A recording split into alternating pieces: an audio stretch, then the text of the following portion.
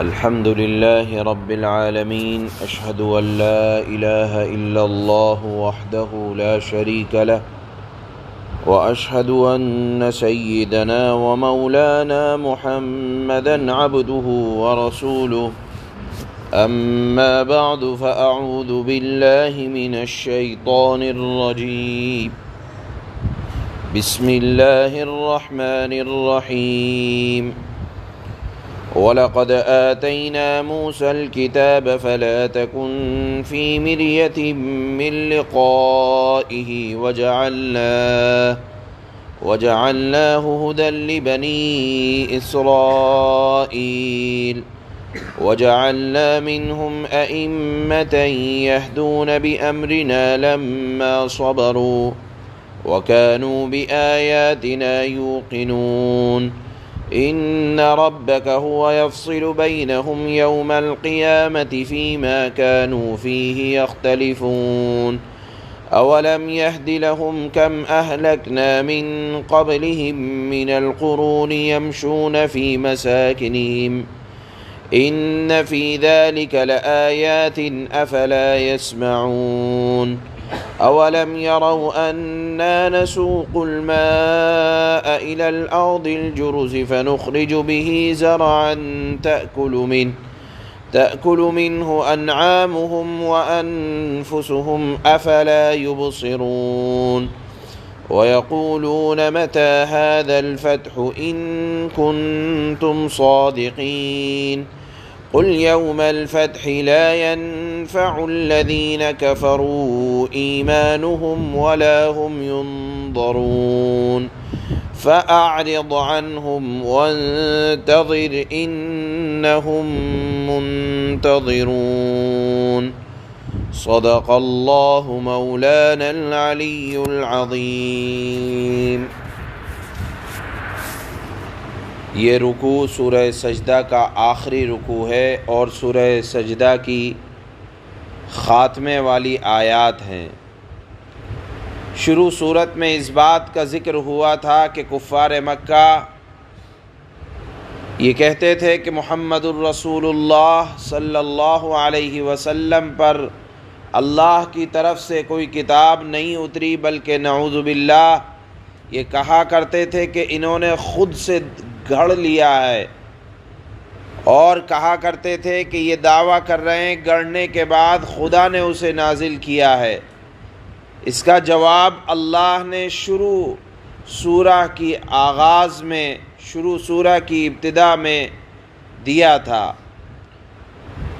آپ علیہ السلام کو جب یہ کہا کرتے تھے کہ انہوں نے گڑھ لیا ہے تو آپ کو تکلیف پہنچا کرتی تھی۔ آج کی شروع کی آیات میں اللہ جناب رسول اللہ صلی اللہ علیہ وسلم کی تسلی کی مضمون والی آیات اللہ بیان فرما رہے ہیں۔ ارشاد فرماتے ہیں کہ اے نبی صلی اللہ علیہ وسلم، نافرمانوں، ظالموں، مجرموں سے ضرور بدلہ لیا جائے گا، اور ان سے پہلے جتنے ظالم اور نافرمان لوگ گزرے ہیں اللہ نے ان سے بدلہ لیا ہے۔ دیکھو موسیٰ علیہ السلام کو بھی آپ کی طرح اللہ نے کتاب دی تھی، جس سے بنی اسرائیل نے ہدایت پائی تھی، اور اس کی پیروی کرنے والوں میں بنی اسرائیل میں بڑے بڑے دینی پیشوا اور امام گزرے ہیں۔ اے نبی صلی اللہ علیہ وسلم، جس طرح آپ سے پہلے موسیٰ کو ہم نے کتاب دی، اس سے ایک بڑی مخلوق نے فائدہ اٹھایا، اے نبی صلی اللہ علیہ وسلم ہم آپ کو بھی عظیم الشان کتاب دیں گے، جس سے ایک بڑی امت فائدہ اٹھائے گی۔ تو معلوم یہ ہوا کہ آپ صاحب کتاب بھی ہیں اور صاحب خطاب بھی ہیں۔ اللہ نے آپ کو خطاب کر کے کہا کہ اے نبی صلی اللہ علیہ وسلم غم نہ کریں، موسیٰ کو بھی ہم نے کتاب دی تھی اور آپ کو بھی کتاب دی۔ موسیٰ کی قوم میں بھی اللہ نے دین کے پیشوا بنائے اور ہم آپ کی امت میں بھی دین کے پیشوا بنائیں گے۔ آپ صبر کے ساتھ ہماری آیتوں پر یقین رکھتے ہوئے اور اہل اسلام کو اللہ کے وعدوں پر یقین رکھنا چاہیے اور سختیوں پر صبر کر کے اپنے کام پر جمے رہیں، خدا کا کلام پہنچاتے رہیں۔ اللہ نے آپ کے ذمے اتنا ہی بنایا ہے اور اللہ قیامت کے دن اہل حق اور اہل منکرین کے درمیان دو ٹوک فیصلہ فرما دیں گے اور قیامت کے دن دیکھ لیں گے۔ اللہ نے فرمایا ان ربک هو یفصل بینہم، کہ اللہ قیامت کے روز آپس میں سب کے درمیان فیصلہ کر دیں گے۔ اور پھر اللہ نے اس مضمون کو آگے جاری رکھا کہ کیا یہ بات لوگوں کو رہنمائی نہیں کرتی کہ ہم نے نافرمان لوگوں کو، یعنی آپ سے پہلے اے نبی صلی اللہ علیہ وسلم، کتنی قومیں ایسی گزری ہیں کہ ہم نے ان کو ان کے ظلم کی وجہ سے ہلاک و برباد کر دیا۔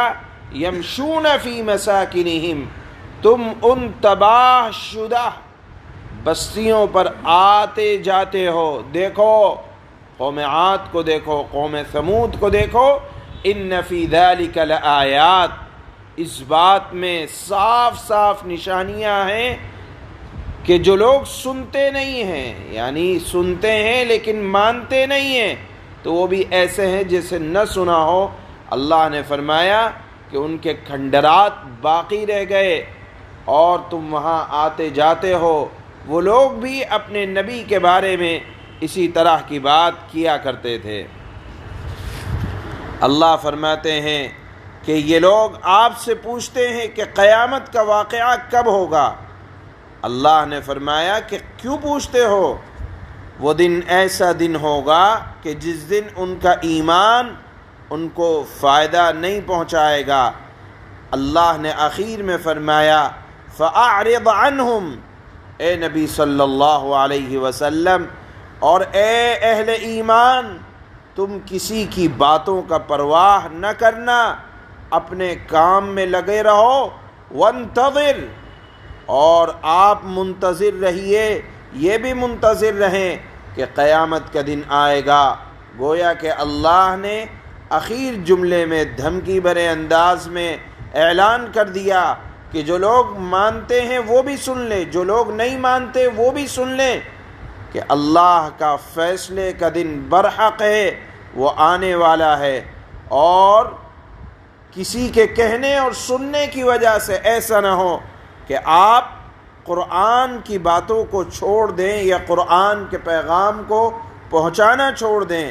آپ پابندی کے ساتھ قرآن کو پھیلاتے رہیں، صبر کے ساتھ دین کی دعوت دیتے رہیں، اور آپ بھی منتظر رہیں اور وہ لوگ بھی جو قیامت کے انکار کرنے والے ہیں وہ بھی منتظر رہیں قیامت کا۔ آپ دیکھ لیں گے کہ فرمانبرداروں اور نافرمانوں کے درمیان اللہ کیسا فیصلہ فرماتے ہیں۔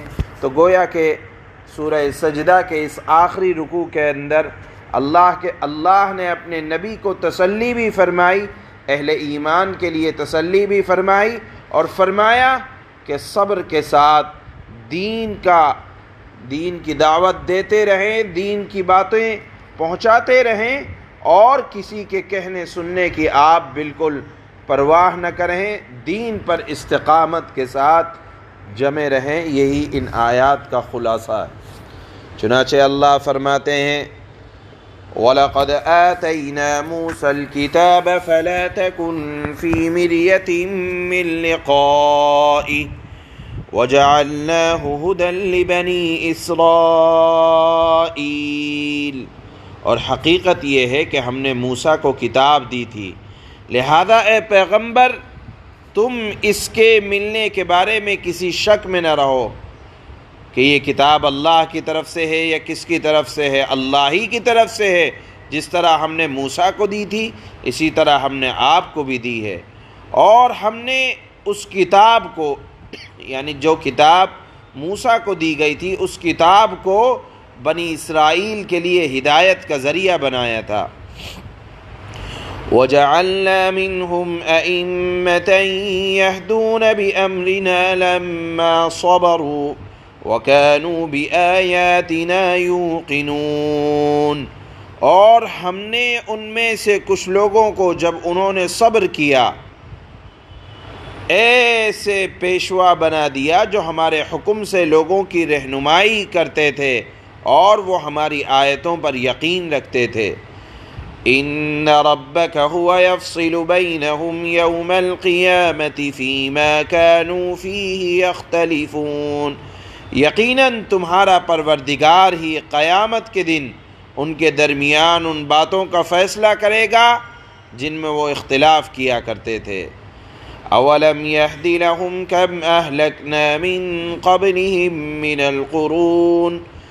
القرون یمشون فی مساکنہم ان فی ذلک لآیات افلا یسمعون،